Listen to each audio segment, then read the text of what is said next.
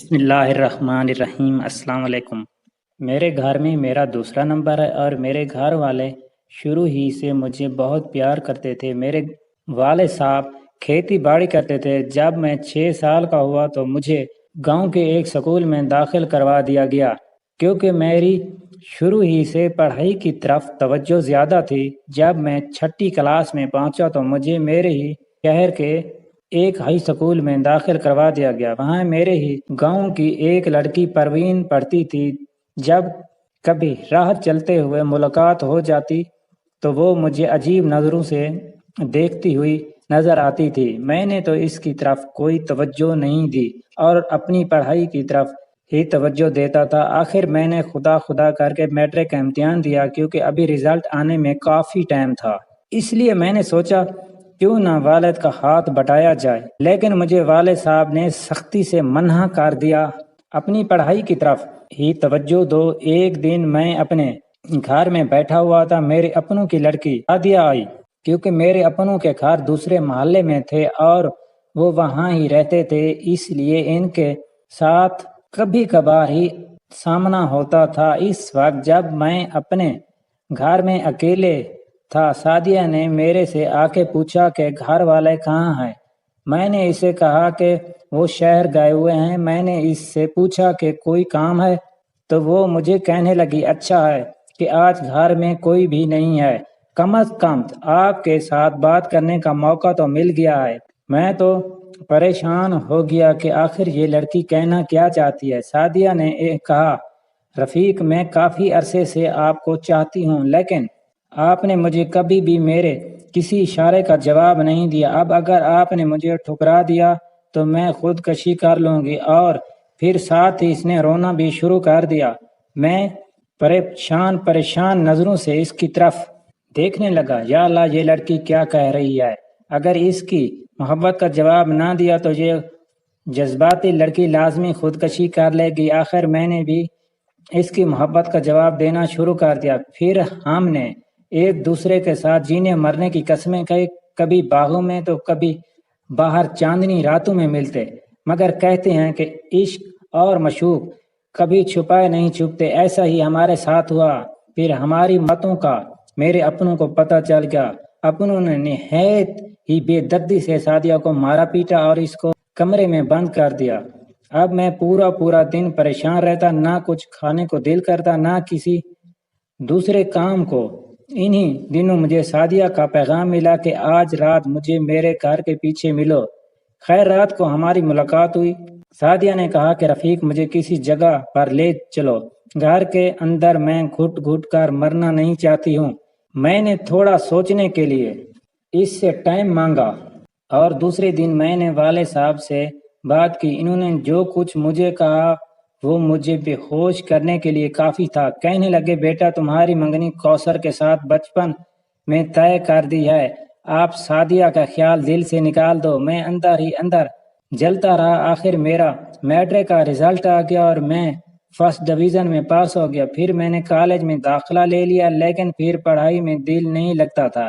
کافی دن گزر گئے۔ ایک دن میں کالج سے واپس آ کے کھانا کھا رہا تھا تو میری چھوٹی بہن نے آ کے مجھے کہا کہ اگلے مہینے شادیہ کی شادی ہے۔ یہ خبر نہیں تھی۔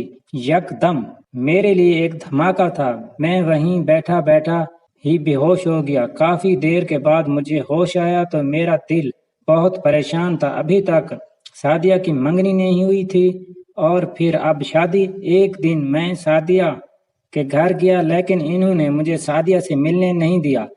آخر تنگ آ کے میں نے اپنی بہن کو بھیجا کہ شادیہ کو کہنا کہ آج رات مجھے کسی جگہ پہ ملے۔ کافی دیر کے بعد میری بہن نے آ کے کہا کہ شادیہ نے کہا ہے آج رات مجھے اسی جگہ پہ ملو۔ پھر رات کو ہماری ملاقات ہوئی۔ میں نے شادیہ سے پوچھا، تمہاری منگنی ہوئی تھی؟ اور کہا ہوئی۔ یہ آپ کی شادی کی خبر کیا یہ سب درست ہے؟ جواب میں شادیہ نے رونا شروع کر دیا۔ خدا کر کے بڑی مشکل سے اس کو چپ کرایا تو کہنے لگی کہ رفیق میری منگنی میرے بچپن میں ہوئی تھی، اسی سہیل لڑکے کے ساتھ جس کی لڑکی سے تمہاری منگنی ہوئی ہے۔ لیکن رفیق یہ بات یاد رکھنا، میں کسی اور کی ڈولی میں نہیں بیٹھوں گی۔ اگر میری شادی ہوئی تو صرف آپ سے ہوگی، ورنہ میں کسی دوسری کی ڈولی میں نہیں بیٹھوں گی۔ اس کے بعد میں نے اپنی پڑھائی کی طرف توجہ دینا بھی چھوڑ دی۔ ہر وقت میں اداس رہتا تھا۔ کالج جاتا تھا لیکن کتابوں میں سعدیہ کی تصویر نظر آتی تھی۔ آخر وہ دن بھی آ گیا جس دن سعدیہ کی شادی ہونی تھی۔ ہمارے سارے گھر کو شادی پر مدعو کیا گیا تھا لیکن میں نہ گیا اور اپنے کمرے میں پڑا روتا رہا۔ کافی دیر کے بعد میرا چھوٹا بھائی گھر آیا تو گھبرایا ہوا آیا اور آتے ہی مجھ سے کہنے لگا، بھائی سعدیہ مر گئی ہے، اس نے خودکشی کر لی ہے۔ میں اسی حالت میں ہی سعدیہ کے گھر کی طرف چلا گیا اور سیدھا سعدیہ کے کمرے میں ہی چلا گیا جہاں پہلے ہی کافی لوگ جمع تھے اور طرح طرح کی باتیں کر رہے تھے۔ اتنی میں سعدیہ کی پیاری سہیلی پروین، جو ہماری محبت کی رازدار بھی تھی، روتی ہوئی میرے پاس آئی اور اشارے سے مجھے باہر جانے کے لیے کہا۔ میں کمرے سے باہر آ گیا تو اس لڑکی نے آ کے کہا کہ سعدیہ نے زہر کھا لیا اور مرنے سے پہلے یہ لیٹر مجھے دے گئی تھی کہ میرے رفیق کو دے دینا۔ جہاں موت پر ہر ایک کی آنکھ اشکبار تھی۔ شام کو جنازہ نکلا تو میں بھی روتا ہوا جنازے کے ساتھ چلا گیا تاکہ اپنی وفا کی دیوی سعدیہ کو سپرد خاک کر دوں۔ سعدیہ کو دفن کرنے کے بعد ہم سب لوگ آ گئے اور رات گئے تک سعدیہ کے باپ کے گھر میں رہے۔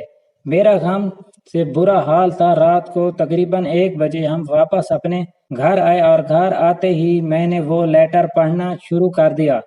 لیٹر پڑھتے پڑھتے میری حالت غیر ہونے لگی۔ لیٹر کافی لمبا تھا لیکن مختصر کر دیتا ہوں۔ میرے پیارے رفیق، سلام عرض ہے۔ جب میرے والدین نے میری منگنی کی بجائے شادی طے کر دی تو اس میں نے اپنے اور تمہارے والدین کی باتیں سن لی تھی۔ رفیق، میں نے آپ کو کہا تھا کہ میں شادی صرف تمہارے ساتھ کروں گی ورنہ مر جاؤں گی، اور دیکھ لینا رفیق، میں تمہارے بغیر کسی اور کی نہیں ہو سکتی ہوں۔